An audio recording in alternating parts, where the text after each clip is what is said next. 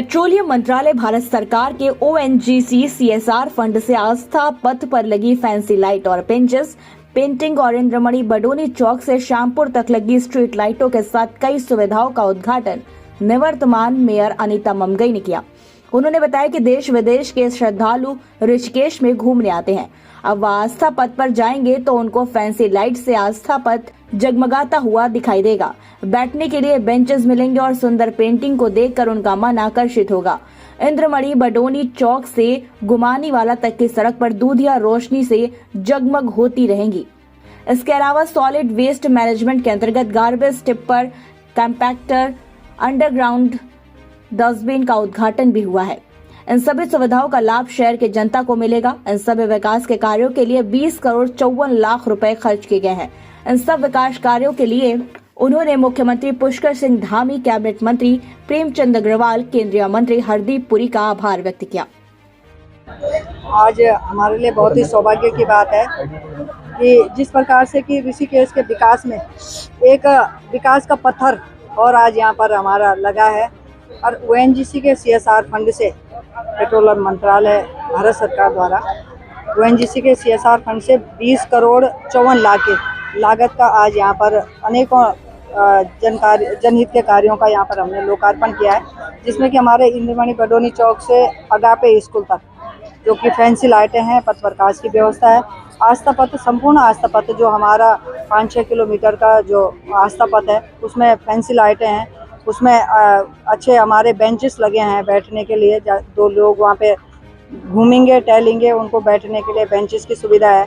आस्था पथ के सौंदर्यकरण के लिए वहाँ पे बहुत सुंदर वॉल पेंटिंग और वहाँ पे हमारी देवी देवताओं की या सभी चीज़ों की एक जीवंत मूर्तियाँ इस तरह से वहाँ पे पेंटिंग के माध्यम से वहाँ पे उकेरी गई हैं कि जो कि देखने में बहुत ही सुंदर लग रही है।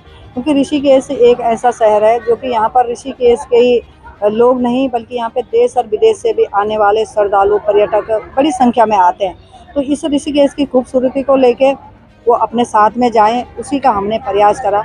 मैं आज आपके चैनल के माध्यम से आभार व्यक्त करती हूँ। मैं देश के जो अपने कैबिनेट मंत्री हैं, शहरी विकास, आवास, पेट्रोलियम मंत्री हरदीप सिंह पुरी जी का, कि जब इस प्रस्ताव को लेके जब मैं उनके पास गई, बड़ी गंभीरता से उन्होंने इस बात को सुना और तत्काल ONGC को निर्देशित करते हुए जितना प्रस्ताव हमारे यहाँ से हमारे अधिकारियों ने बनाया था उसमें उन्होंने एक पैसे की भी कटौती नहीं करी और उतना ही बजट वहाँ पे उन्होंने अवमुक्त करा।